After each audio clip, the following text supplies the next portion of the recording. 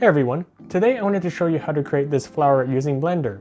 It has this cool geometric shape and looks really good in renders, especially as background flora in architectural scenes. This flower is called a lupine, and I used geometry nodes to create a lupine generator, so I wanted to show you the overall workflow.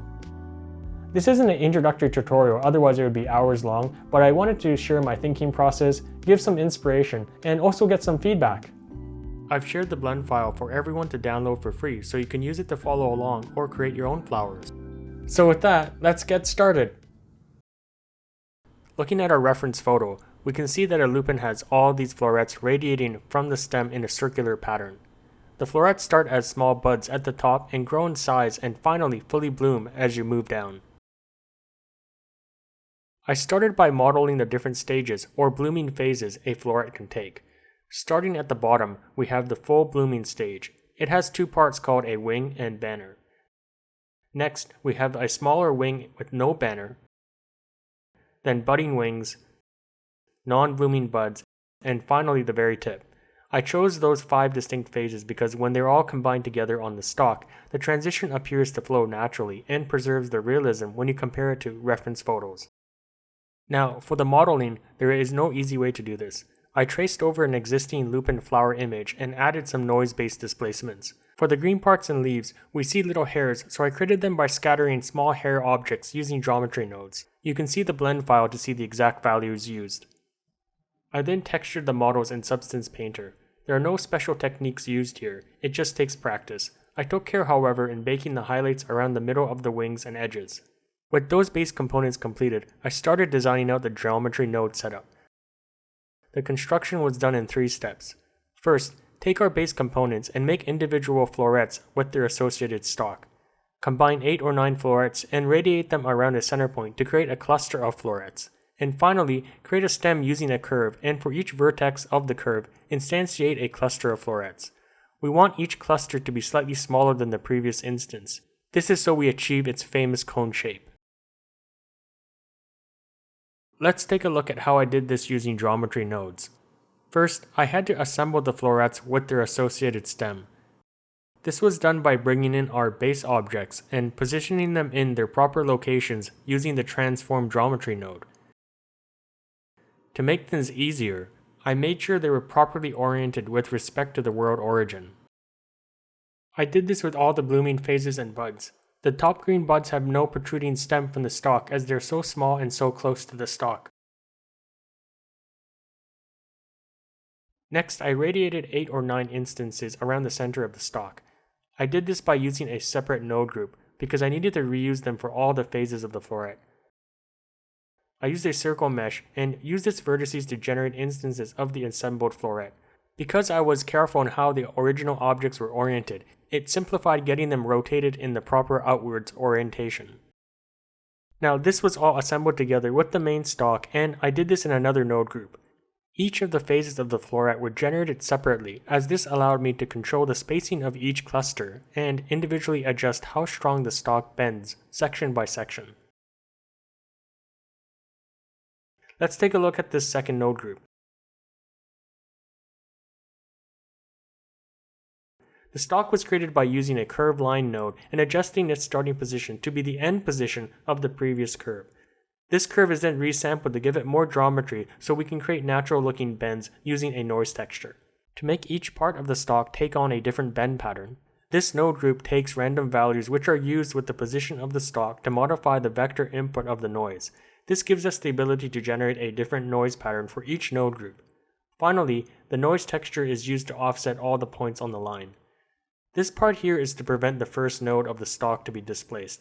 We don't want the first point to be displaced since we want it to start at the same location of where the previous stalk section ended. After the displacement, the curve is resampled again to the number of floret clusters we want on this section of the stalk since we're going to instantiate a cluster of florets for each vertex on the curve. As a final step, the curve is now transformed into a circular mesh with a material applied. Now on to instantiating clusters on the stem. I mentioned that we need to taper the clusters to a point as we climb the stalk. We do this by adjusting, specifically shrinking, the scale as new instances are generated. This looks a bit confusing here, but what is happening is, First, this node group takes as inputs a rate amount and how many clusters there are on the stalk.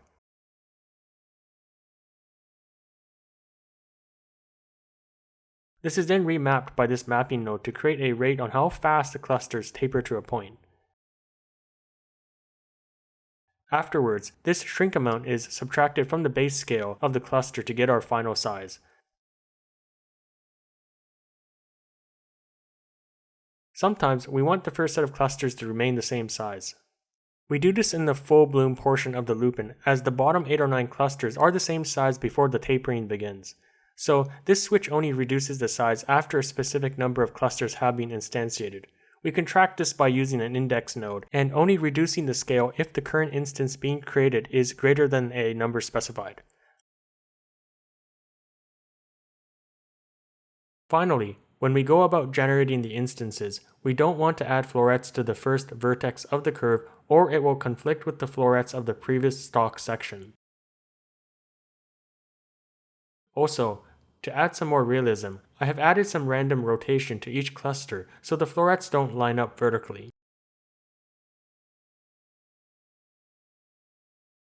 One interesting thing to note is that this cluster node group outputs both the geometry of the clustered florets on the stem and also the underlying curve.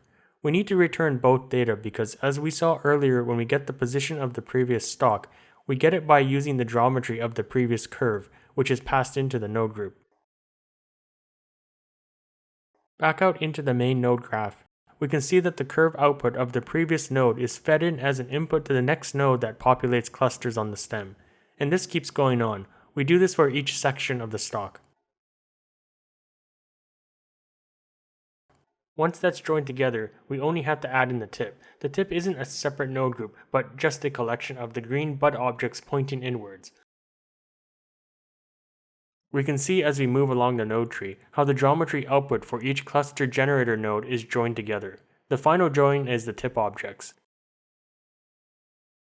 Here, we can see how the flower is built up as the different sections join up using this join geometry node.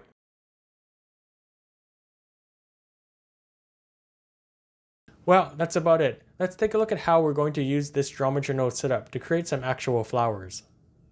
To create a flower, first, add an object and then add a geometry node modifier. Select the lupine generator and give it the materials for the wing and banners. The blend file contains a couple colors, but if you want to add your own, a quick way to create new colors is to copy an existing material and use the RGB curve node to create new color variations. You can use the random input to change the pattern used to create the bends in the lupine stalk. Also, you can use these strength values to tweak how severe the bends are on specific parts of the flower. And that's it, we got a flower. On to the leaves. For them, I traced an image of a leaflet to create the overall shape and used noise-based displacements to create the natural looking bends and folds. Like with the green parts of the flower, I added hairs using the same geometry node setup. For the leaf material, I created the texture using Substance Designer. Once a few of the individual leaflet variations were completed, I created a collection where I grouped 8 or 9 leaflets together to create a leaf. In this case, it was easier not to use geometry nodes, but instead, I manually radiated individual leaflets around a center point. All the leaflets for the leaf were grouped together into a collection. I then created instances of the collection to use my renders.